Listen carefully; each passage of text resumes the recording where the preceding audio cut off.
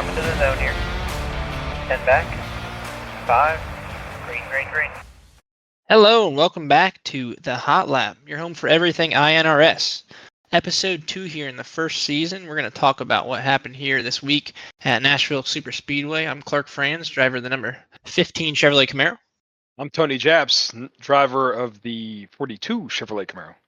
I'm Vernon Brodbeck, driver of the number 10 Chevrolet Camaro. And I'm Corey Bunch, driver of the number 77 Ford Mustang for Full Throttle Motorsports. All right, gentlemen, 2 weeks in a row we have race winners here on the podcast. Hopefully me or Tony can strike gold next. But first things first, let's go to you, Tony. Let's talk about how your race went here at Nashville Superspeedway. Well, not very good. We ran in the back most of the night, and we got a chance to get up a little bit off some pit strategy, but we still never really ran inside the top 10. We just it definitely didn't feel like it did last year. Yeah, I was near the back with you. It was a tough race for me. I had some really good short run speed, but if there wasn't going to be a caution with 15 or even more closer to 10 for me, I wasn't going to do anything, which truly panned out because I finished 22nd. Corey, you did much better finishing up in second place. How'd the race seem from your end? I'll tell you what, it went really promising. I mean, I think we qualified 12th, and I was thinking, well, this is it. This is where we're going to be stuck in the back, get caught up in a wreck, because you got to keep in mind, we had no fast repairs, so it was kind of sketchy for the most part. But I think my strength was once the race cooled, or the track when it cooled down, that's probably where I feel like I strived better, because I was able to really pass cars and kind of just stay up there towards the front, and all those pit stops, and we was up there with those guys like Booth and Whitley, all of them up there. So it wasn't terrible. I mean, I'd say that we probably could have had a shot if we was up there in qualifying and also not do a no and just decide not to take tires before the stage. But it all kind of worked out in the end. So hey, we'll take it. And I think this is probably the 6th race in a row I finished in the top 3. So I'll take it.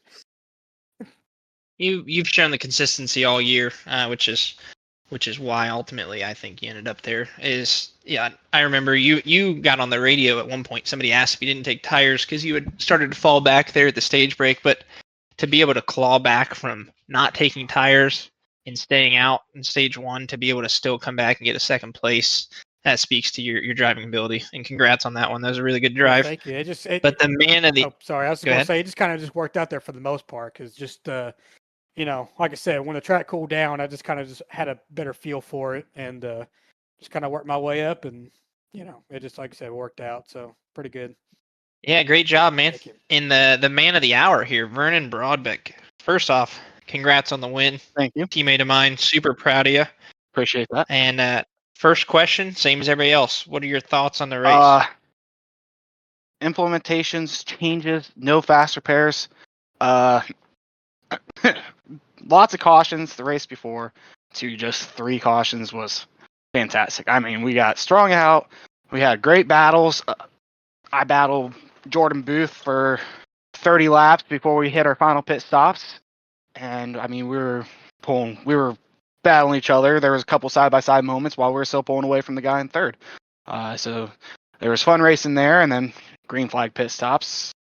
I ultimately was able to jump Jordan for the lead, and I never looked back. I thought the racing was fantastic. I agree with Corey. Track temp cooling down. I felt my car really come alive. The first stage, I just kind of hung in there. I went 2 tires on the first pit stop to make it to the end of the stage, and that was a great call. I got myself second, and then from there I battled track temp change, battled Jordan, eventually was able to bring it home for a win. So we sat here 1 week ago, and all 3 of us, along with every listener, also thank you all the listeners for tuning in. We really appreciate it. But all the listeners and all of us sat here and listened to you tell us, bold-faced lie, that you were terrible and you were just going to bomb this race. And I just want to know, I believe you that you struggled in practice, but what changed from Tuesday last week to Thursday during the race? 2-day period, night and day difference from what it seems like you told us. Now, a lot of people are going to say that it was Jeffrey Brogdon who I got my information from. I have not been able to get in contact with the guy on Discord in a while. I got my information from Brandon Fetterplace. He raced in season 1 with us. He is a very fast driver.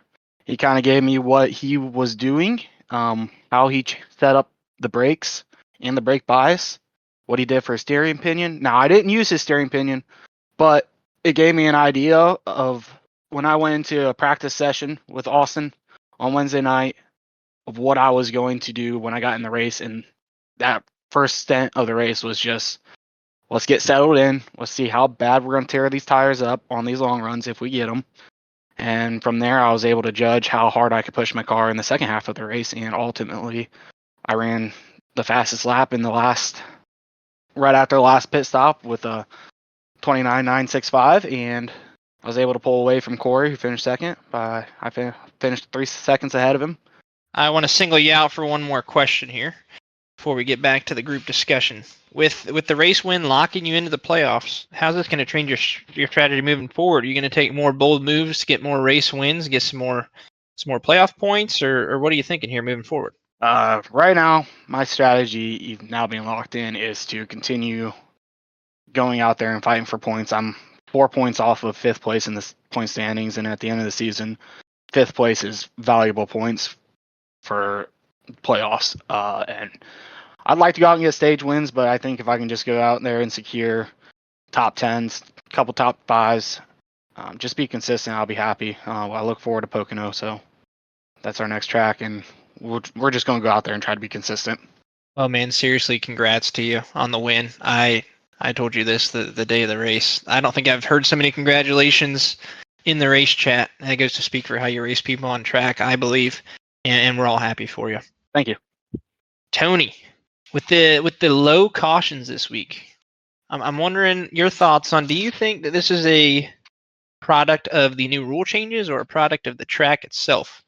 I think we're going to need a few more races because this race last season, Nashville last season, had I think it only had 2 cautions in it.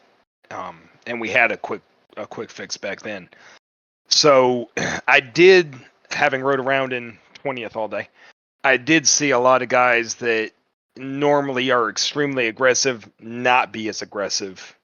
And I think a lot of that's because they know they're not going to be able to come back down pit road and just check that box and get a new car. So I think we're in a step in the right direction. I think that Pocono coming up is going to be a good one.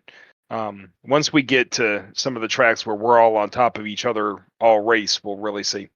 Yeah, that's a great point. Corey, you think if we go to a track like Bristol, just for the hypothetical, we go to a track like Bristol next week, are you going to see a caution fest like the first Bristol, or are you going to see a more tame version? You're going to still have a caution fest, but maybe with less cautions, for the simple fact that someone like is going to, hit another car that's spun out at 31 miles an hour and they just die.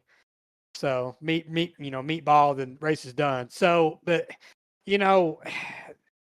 we could praise 2-3 cautions we had for this race. That's great.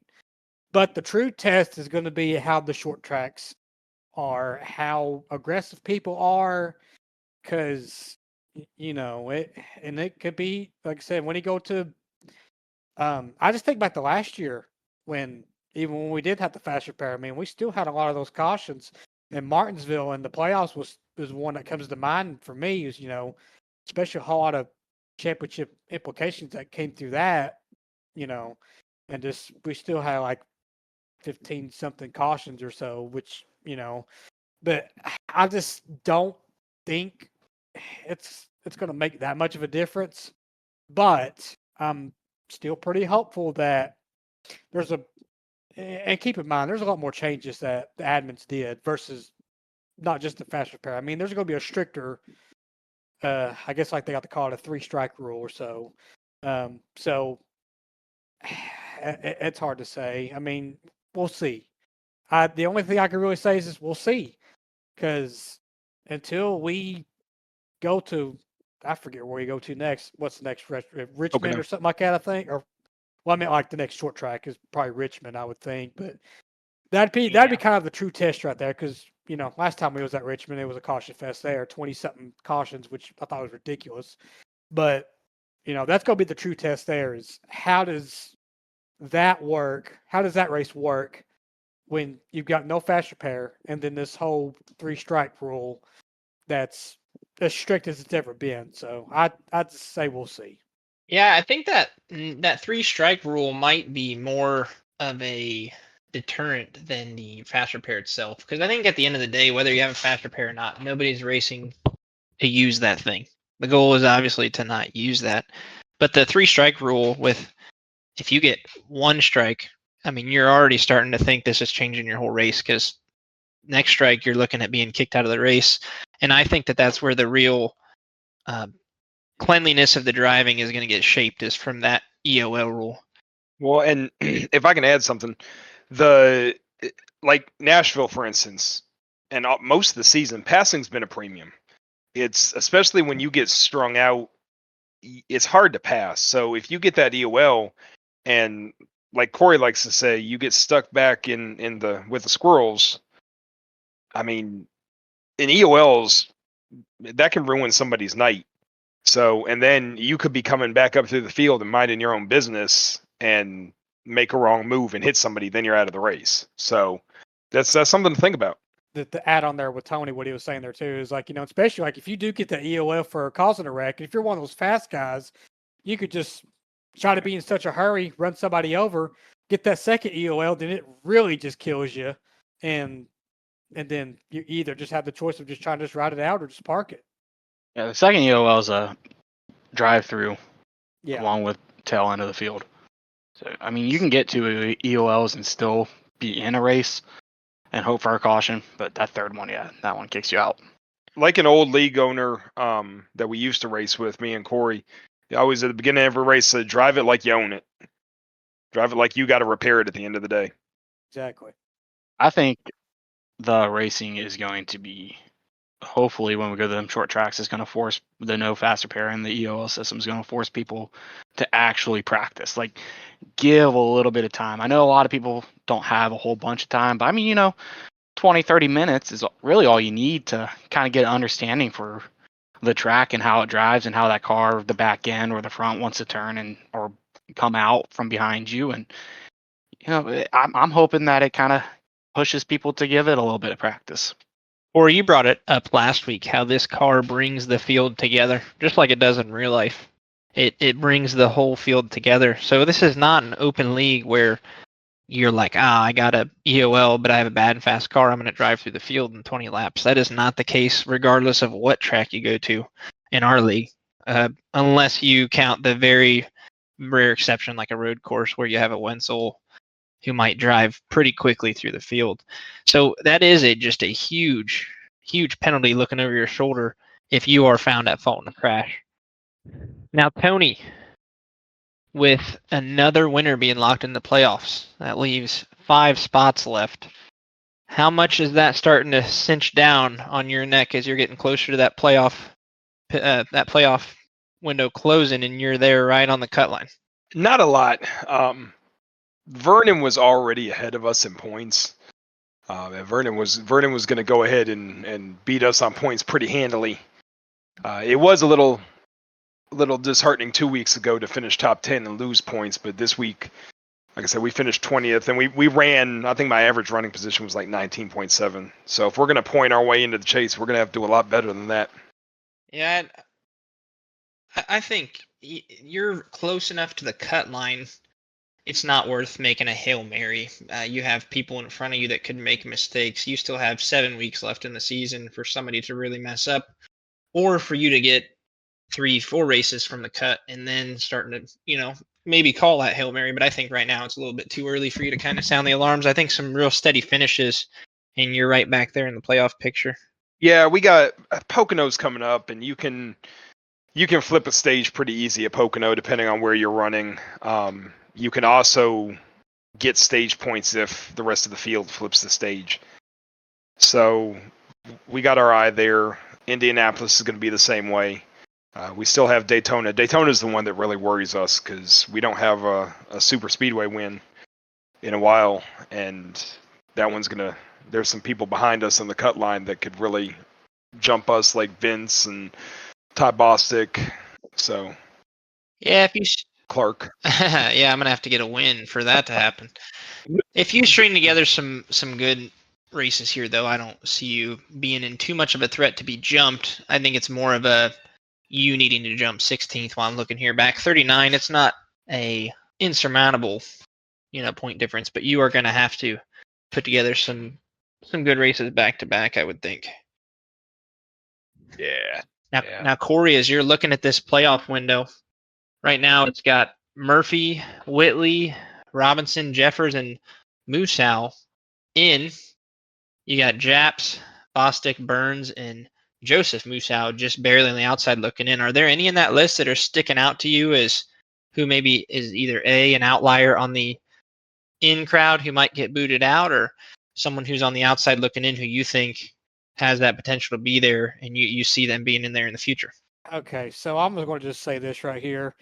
Anyone that's already out of the cut line, I don't see them going in.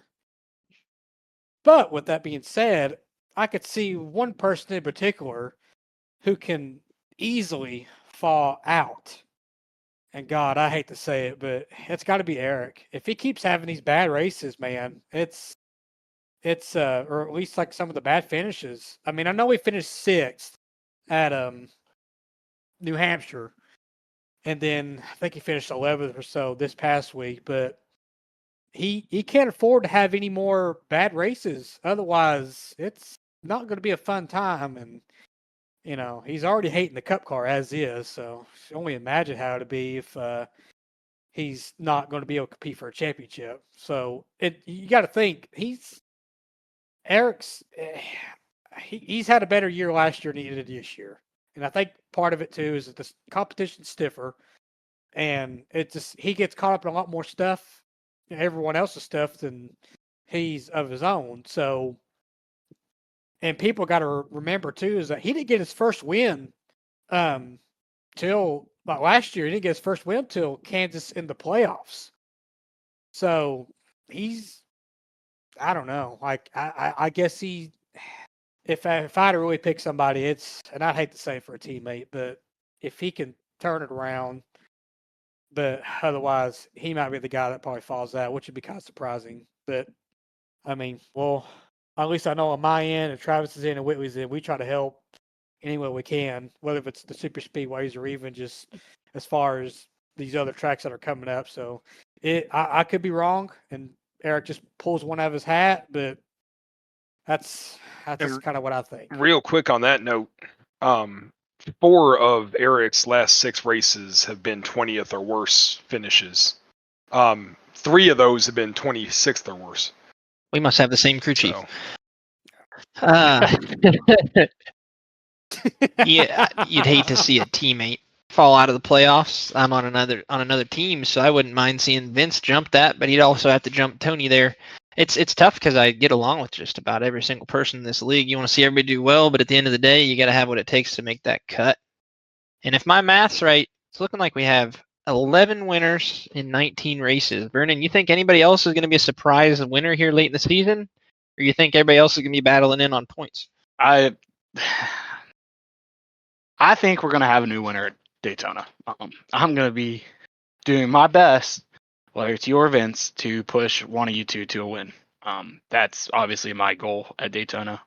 There's no other goal for me at Daytona. I know how good of a super speedway racer you are, so to be able to put you up there and to a position to win and jump a whole bunch of people into the playoffs would be awesome. And then same for Vince. But outside of that, if somebody's going to make it in on points and somebody's not going to make it on points, Ty Bostic has emerged out of, I feel like, nowhere. He's 55 behind the cut line. Don't get me wrong, that's a lot. But 5th place at Nashville, he finished 5th place in the stage. he drove by me and Travis and Jordan Booth right off the rip, led 6 laps.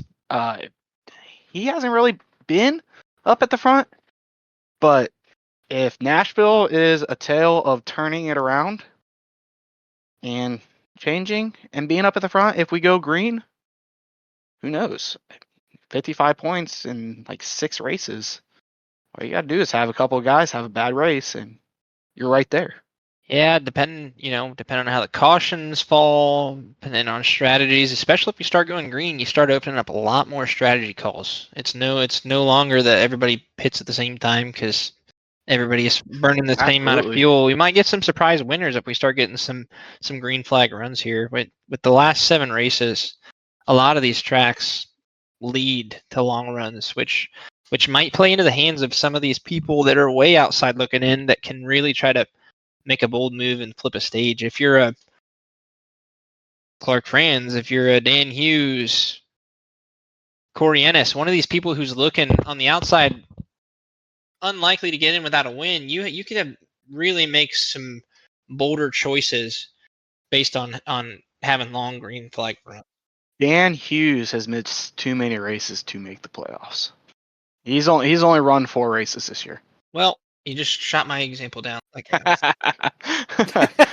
you get the point. You get the But, point. I mean- though. Is the long green flag runs open up the strategies? It gives everybody who's further back in the field more of a playbook to work with. Because when all you have is a caution fest, your Jordan and Jordan show, to steal your line there, Corey, the Jordan and Jordan show, or Bunch, or Brodbeck, or any of these guys up front, they're going to keep excelling because they have an excellent short run speed, and it's a caution. I mean, they're not wasting their fuel, they're not burning their tires. But when you get the field strung out and all that stuff, that's when you really open it up for everybody. One thing's for sure though, when we get to Daytona is going to be one heck of a show. Oh yeah, no faster pair. Cautions are, to me, one wreck and your race is over. So I'll be surprised. I gonna say the Daytona 500 for me. I had faster pairs and it didn't work out for me at all. I still finished like 36 because I got caught. I didn't even make that field. So yeah, I know that if I can get to a point where I'm above the cut line, when we get to Daytona, I'm pushing anybody who has a win. I was at a 45-degree angle against the outside wall coming through the tri-oval. It was 2022, and thanks to the faster pair, I ended up being able to come back and win it. So Was that the first race of the season? No, it was the other one that I won. So I guess it might have been Talladega. But I leaned on that faster pair. So I'm gonna have to really think about how I play those beginning laps of the race, because I'm of the mindset that you're up front, you're more safe, but at a place like Daytona, that's not always the case. Well, and we've got some aggressive blockers in here like Wetzel, Booth, and Alex Forget. I mean, there's some aggressive blockers. So if they're running 1, 2, 3, and one of them throws a block and wipes out half the field, you could have a top 5 of drivers that haven't won a race and need a win. That could be a lot of fun to watch on the IWM broadcast network. It will not be as much fun from behind the wheel of the 42 car. It probably won't be fun from behind the 15 wheel as well. So there wasn't too much drama this week. There was a slight little bit, but we'd be dumb not to talk about it, I think. First drama actually started in practice, and ironically, it's practice. We talking about practice? It started with one of your guys' teammates, as in Tony and Corey, and it also started with one of our teammates, Vernon and me. So what happened was, at least what I'm gathering, is Tony came off on fresh tires. Austin Walton is doing a long run. Travis. What did I say? Tony. Oh, excuse me. Yep, Travis. I told you. I was trying to figure out what I did. I'm sitting here going, wait a second. Excuse me. Travis, coming off on new tires. Austin's running a pretty long tire run, and Travis, not Tony, Travis, thought that he had the bottom clear and went to go dive down. Austin thought that he had the rights to the bottom. They made contact. Neither of them liked it. Travis made the pass. Austin came back the next lap, gave him a nudge, and then the beef in the chat ensued. Tony, did you get a chance to look at what happened? I did not. I'm guilty of I didn't really look at the chat this week. I know my phone kept going off while I was at work on Saturday, though. I'll I'll just go by what Eric said because Eric, I'm guilty with Tony. I didn't look at it either, but Eric did. So when Eric went to look back over, he goes, "Let's see what you did," and then all of a sudden you just hear Eric laughing. And he goes, "Travis, you ran his over." I thought the same thing. We all start dying laughing. I was just like, "Well, all right." So, but yeah, that's all I really got out of it was that, and then Austin called Travis a hole, and then Travis dropped the famous comment that I'm gonna put on the soundboard later on here today. Is I've been called a lot worse, a whole lot I better. said the same thing. I thought Travis just drove it in there and just ran him over. Now, the after part in the Discord chat, Austin has not been around Travis at all during practices or the race to deserve the comments he was getting from Travis, because I have a feeling that Travis is thinking about the other Walton in Sean and the way that Sean races. So I think there was a little misunderstanding in that one, but that's for those two to clear up. That Travis hates everybody, so it don't really matter at this point. He could hate on Wenzel for some reason from Martinsville or something like that. So it's hard to say. Like I said, I that you need that kind of like little beef from one person to the other. I stay out of it because none of my business. I just think it's just kind of funny that it's all this Practice. for like we joke about So, for practice. Playing devil's advocate here. Like I said, I didn't see the incident. I vaguely heard a little bit about it on the radio in the race during practice, but there is a slight lack of practice etiquette. Yes. So, like I said, I didn't see what happened, but if you've got a faster car coming up behind you and you're on old tires and the guy behind you's on new tires and you see on the relative or you look in the mirror that the guy's flying up behind you, it's practice. Let him by. And God, please don't pull up off the track right in front of somebody making a run. My only problem with what you're saying, Tony, is if I'm on older tires and I got a faster guy coming up on me, I'm gonna let him know I'm on older tires, but I'm still gonna run my line because I'm trying to get a feel for my long run.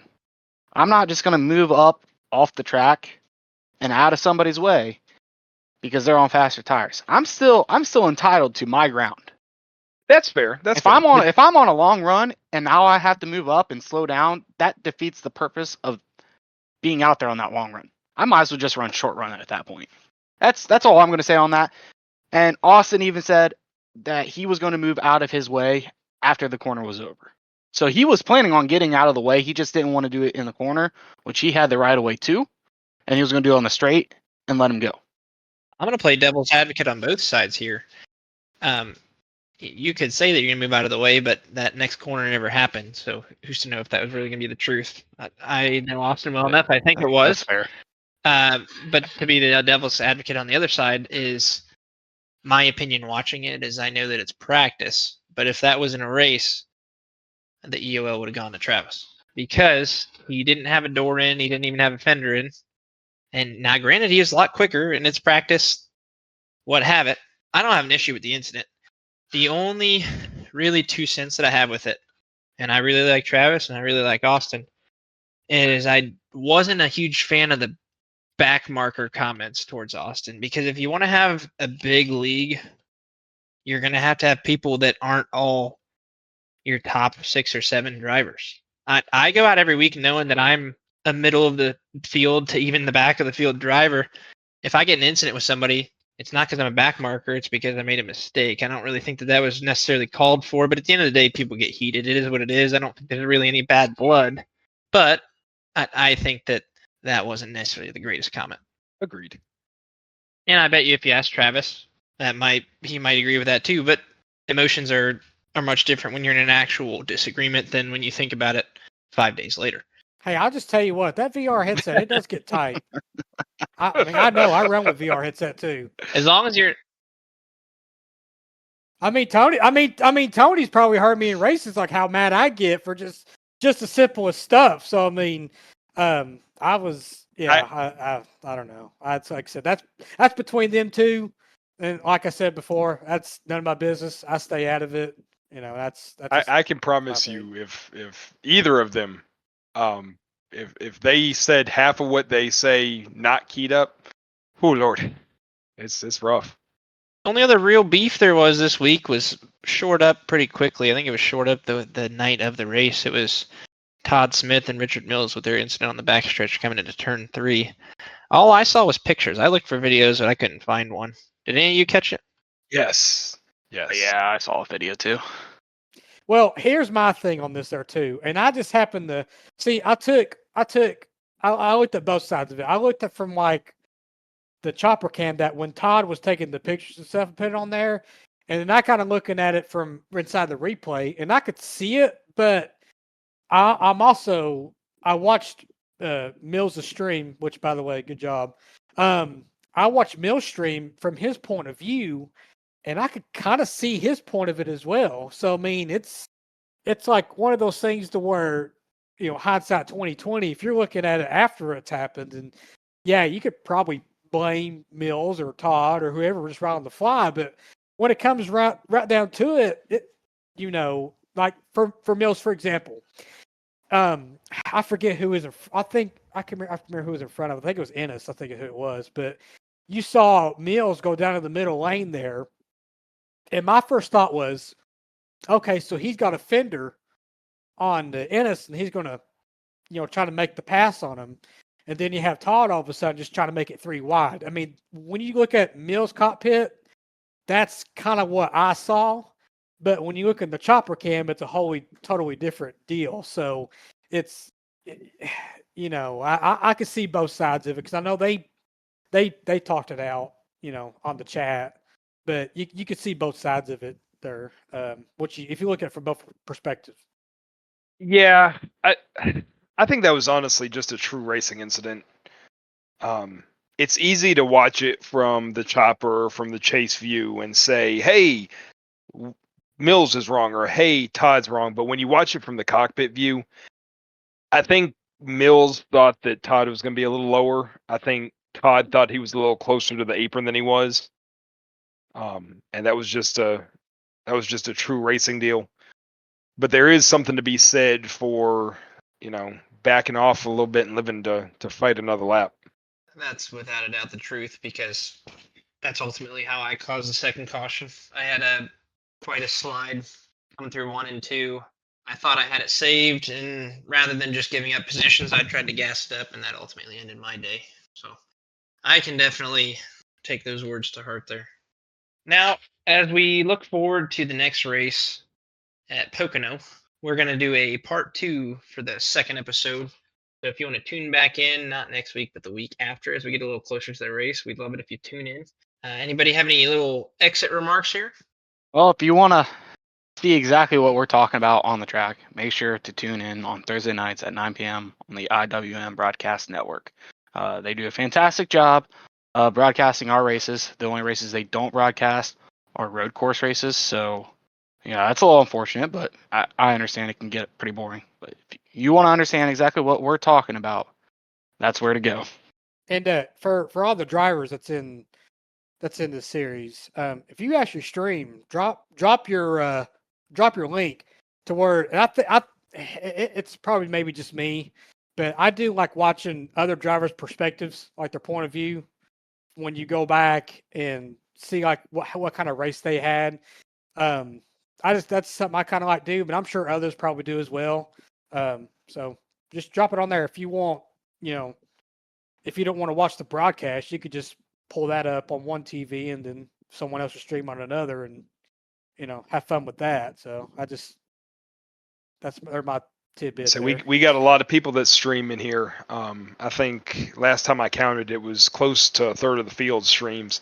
So you can definitely get a sense of the whole field, because you have race people like myself and Clark were in the back of the pack this past week. Corey, I think he was in every position possible on Thursday. And then you had Vernon with a good battle with Booth. So, Yeah, I did stream this week. I streamed the last couple weeks. and I know at one point I saw Corey beside me. So I know he had to be at least 18th or 19th. Yeah. Yeah, I was.